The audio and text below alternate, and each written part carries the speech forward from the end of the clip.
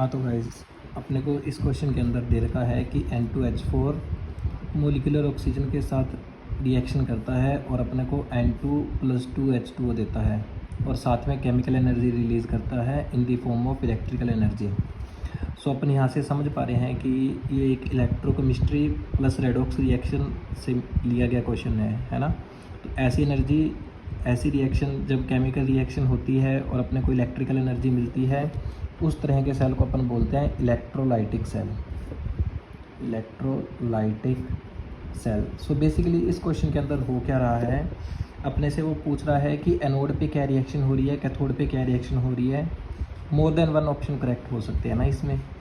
सो अगर अपन ध्यान से देखें तो N2H4 दे रखा है और ऑक्सीजन के साथ रिएक्शन कर रहा है। तो यदि मैं आपके साथ बात करूं N2H4 के स्ट्रक्चर के बारे में, तो अपन N2H4 का स्ट्रक्चर कैसे बना सकते हैं। तो इस तरह से अगर मैं इसका स्ट्रक्चर बनाने की कोशिश करता हूं तो हाइड्रोजन कंप्लीट नहीं हो रहे हैं, और अगर मैं इस तरह से इसका स्ट्रक्चर बनाने की कोशिश करता हूं तो नाइट्रोजन की वैलेंसी 3 भी पूरी हो रही है और चारों हाइड्रोजन भी पूरे हो रहे हैं। और अपन यहाँ पे देख सकते हैं नाइट्रोजन का ऑक्सीडेशन नंबर आ जाएगा -2 और इस वाले का -2 और चारों हाइड्रोजन का आ जाएगा कितना, +1। तो इतनी बात मुझे समझ में आ गई कि N2H4 में नाइट्रोजन का ऑक्सीडेशन नंबर क्या है, -2 है। तो यहाँ पे मैं लिख देता हूँ -2। हाइड्रोजन का ऑक्सीडेशन नंबर कितना हो जाएगा, +1। ऑक्सीजन का ऑक्सीडेशन नंबर कितना हो जाएगा, 0। यहाँ पे नाइट्रोजन का ऑक्सीडेशन नंबर क्या हो जाएगा, 0। हाइड्रोजन का वाटर के अंदर +1 होता है और ऑक्सीजन का क्या होता है, -2। अच्छा, फिर मुझे क्या समझ में आ रहा है कि नाइट्रोजन का तो क्या हो रहा है जी, ऑक्सीडेशन, क्योंकि -2 से किस में जा रहा है, 0 में जा रहा है। तो यहाँ पे अपन समझ सकते हैं कि यहाँ पे तो क्या हो रहा है, ऑक्सीडेशन, और 0 से -2 में जा रहा है, यानी कि यहाँ पे मुझे क्या दिखता होता हुआ नज़र आ रहा है, यहाँ पे मुझे रिडक्शन होता हुआ नज़र आ रहा है। अच्छा, ऑक्सीडेशन रिएक्शन मुझे पता है किस पे होती है, हमेशा एनोड पे होती है। तो एट एनोड पे मैं क्या बोल सकता हूँ कि N2H4 कन्वर्ट हो रहा है किसके अंदर, N2 के अंदर हो रहा है। अच्छा, अब हाफ रिएक्शन मेथड से अपन इसको बैलेंस कर लेंगे। तो सबसे पहले सेंट्रल एटम यानी कि नाइट्रोजन बैलेंस है, तो यस सर बैलेंस है। उसके बाद हाइड्रोजन को बैलेंस करने के लिए H+ आयन्स ऐड कर देंगे, तो हाइड्रोजन बैलेंस हो गए। और चार्ज को बैलेंस करने के लिए यहाँ पे क्या ऐड कर देंगे, 4 इलेक्ट्रॉन्स ऐड कर देंगे। अच्छा, यदि मैं वो ऑप्शंस पढ़ के देखूँ तो वहाँ पे H+ आयन्स की बात नहीं कर रहा, वो किसकी बात कर रहा है, OH- आयन्स की बात कर रहा है। तो इस केस में क्या करना होता है, दोनों तरफ OH- आयन ऐड करने होते हैं। कितने, जितने H+ आयन है।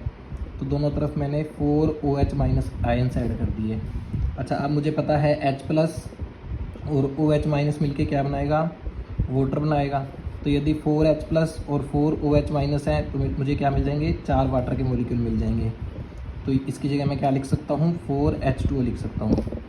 अच्छा, तो सही से अगर मैं रिएक्शन लिखूँ तो मेरी रिएक्शन बन जाएगी N2H4 + 4 OH- gives out N2 + 4H2O + 4 electrons. तो ये तो मेरी होगी एट एनोड पे मेरी ये रिएक्शन हो रही है। अच्छा, तो कैथोड के लिए मैं क्या करूँगा, O2